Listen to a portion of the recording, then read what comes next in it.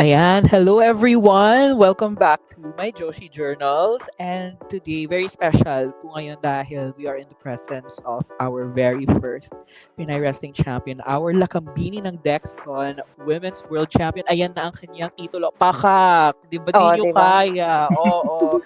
We have Joya! Joya, kamusta po kayo? Ayan, okey naman. Medyo Laban. busy lang. Ang hirap pala maging champion, pero kaya naman. Ay, taray. Kamusta naman po kayo dyan? Di naman sobrang mainit ng panahon ngayon. Kaya pa naman po. Siguro sanay na ako fire starter. Charot. Ay, oo nga pala. Kayo po ang may kapana kung bakit ang ginit sa Oo, Pinas ay, ngayon. Hinaan sorry ko na, ng sorry. onte. Char lang. Pero yun, thank you po and welcome po sa ating show today. We're very excited to have you. I think first time po kita ma-interview. Opo, tama. Mm. First time ko po kayo ma-interview. So, super excited. Since winning the championship, ano pong ganap ninyo? Paano po nag-celebrate? Anong ganap?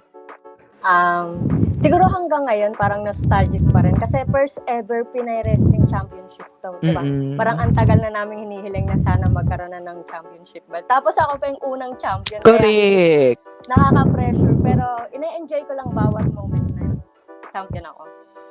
Pero Yes, papatagalin deserve ko po hanggang yan.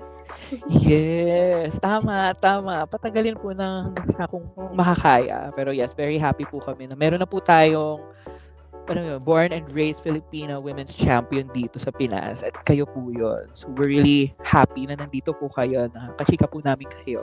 Lilipat po ang Dexcon Dakila mula Brawl Pit papuntang Bigger Picture sa Mandaluyong. Yun, na mas malaking venue. Expect po natin mas malaki po ang crowd natin. So syempre bilang kampyona namin, ano ang masasabi ninyo sa announcement na yun? Siyempre, sobrang masaya kasi parang first ever defense title ko tapos sa ibang venue. Mas malaking venue tapos mas malamig na, di ba? Saka mas maraming taong pwedeng i-accommodate ng venue. Parang isip ko nga, grabe, parang first women's championship na dito sa Pinas na ide-defend siya tapos dun sa ganong kadaming tao. Parang nakaka-excite lang. So, Kaya laban, Joya. Laban. oo, lalaban talaga. Walang choice. Paano po yung pressure going in? Parang, since yun nga, mas maraming tao po ngayon kumpara po sa usual crowd natin sa Brawl Pit. Ano po yung pressure na dala nun? Especially bilang first women's championship match po natin dito sa Pinas. Siguro nakaka-pressure pero matagal na rin kasi naming hinihiling na mas maraming makapunta sa isang event ng wrestling. Kaya nakaka-pressure pero excited. Tas ayun, parang first ever title defense ko pa, tas as a champion, ganyan. Kaya ang daming mixed emotion pero siguro ang pinaka doon is masaya talaga ako para sa Pinoy wrestling. Makikita po namin yung entrance ninyo at yung championship nyo. Itaas po ang bandera natin kalaban kay Madcat Karina. Madcat Karina. Tataubin po natin siya. Charot. Papakita natin kung paano mag-angas ng isang Pinay wrestler, di ba? Correct. So, syempre alam natin pagdating sa Dexcon, di ba? Parati tayo may mga international talents, di ba? Yung first defense mo, kalaban mo si Madcat Karina from Singapore. So, curious lang po ako. Syempre ngayon champion ka na, di ba? And medyo lumalaki yung women's wrestling scene natin dito sa Southeast Asia man lang, from Singapore, Malaysia, Thailand, etc. Bibigyan po kayo ng chance i-defend yung championship nyo overseas. Kung kayo pong lilipad doon, may minamataan po ba kayong bansa na gusto nyo i-defend yung championship nyo? Kung bibigyan ng chance, nakikita po ba kayo?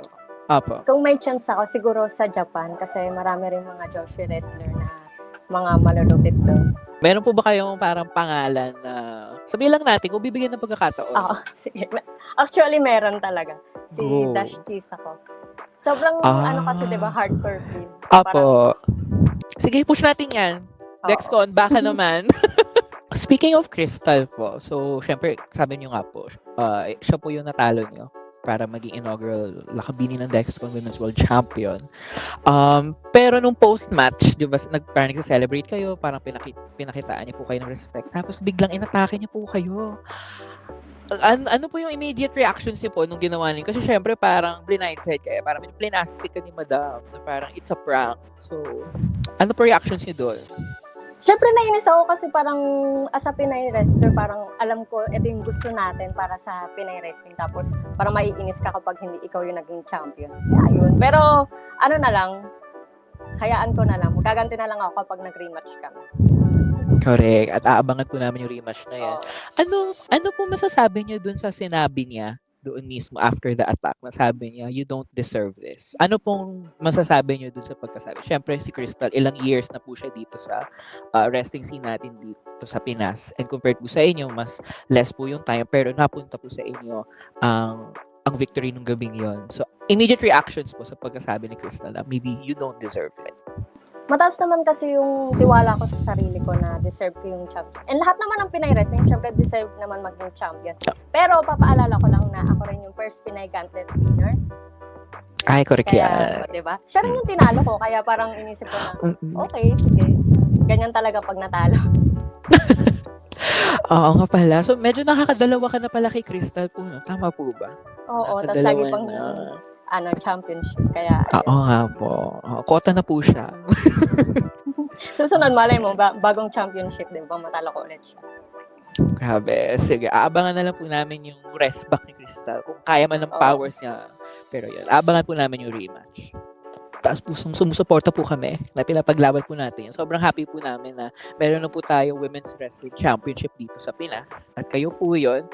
And speaking of that, parang before we wrap up po, parang yun nga, as na-mention po natin kanina, ang first defense niyo po is sa Dexon Daquila against kay Mad Cat Karina. Medyo, may kahit pa paano, medyo baguhan din po sa wrestling. Pero from Singapore naman. So parang meron po ba kayong last few messages kay Mad Cat Karina bago po kayo magbakbakan? Parang sabi niyo nga basic lang siya. So parang any last messages po sa kanya? Ayan, ulitin ko lang, Mad Cat Karina, basic. Kasi naniniwala naman kasi ako na yung mga paghihirap ko sa training, sa pag-gym, sa mga workout is binibigay ko yung best ko. Kaya kapag nasa match is yung basic na lang.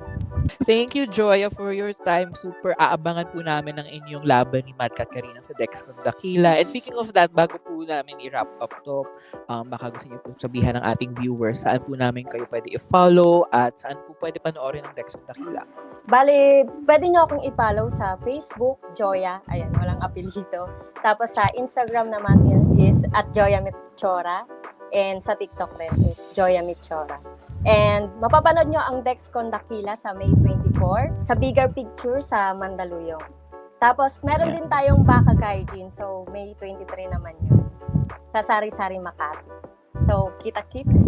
At iba-ibang city na po ang pupuntahan natin ngayon for Oo Dexcon. nga eh. So, good luck po sa ating commute. Alam kong sanay na po tayo sa Broadway, pero yan, parang it's a new era. It's a new era. May new champions tayo at meron po tayo new venue. So, exciting moment. So, yun lang naman. Joya, thank you so much po para sa inyong oras ngayon sa aming interview. And yun, kita-kits na lang po. Bye-bye. Thank you. Kita-kits. Thank you.